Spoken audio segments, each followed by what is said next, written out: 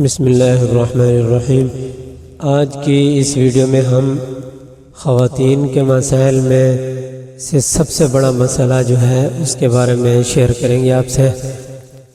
اس مسئلے کو جاننے کے لیے آپ سے درخواست ہے کہ ویڈیو کو مکمل دیکھیں اور دوسروں سے بھی شیئر کریں تاکہ آپ بھی اس صدقہ جاریہ میں شامل ہو سکیں۔ یہ مسئلہ بہت تیزی سے بڑھ رہا ہے۔ عام طور پر خواتین میں یہ مسئلہ ہوتا ہے۔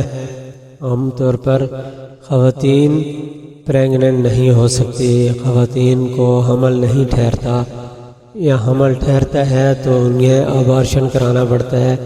اس کے بارے میں آج ہم آپ سے ڈسکس کر رہے ہیں، تو ویڈیو کو توجہ سے دیکھیں، سنیں۔ آج کل عام طور پر اکثر خواتین پریگننٹ نہیں ہو رہی۔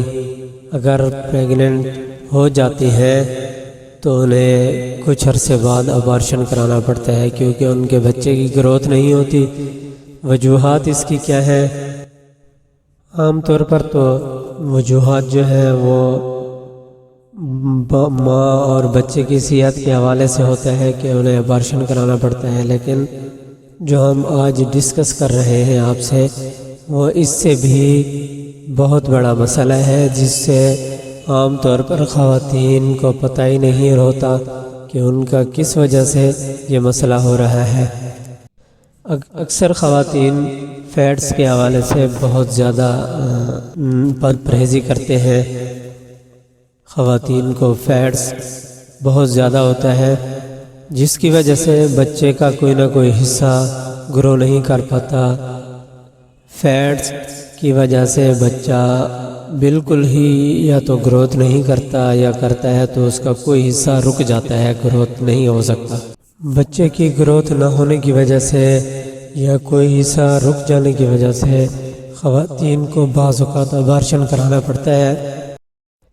بہت ساری خواتین اس تکلیف کا شکار ہیں اور اس تکلیف سے بچنے کے لیے سب سے پہلے سیفلینم سی ایم کی صرف پہلے دن 3 ڈوزیں صبح دوپہر شام دے، دوسرے دن سیمیسیفیوگا سی ایم میں یہ بھی صرف ایک ہی دن صبح دوپہر شام اس کی 3 خوراکیں دے۔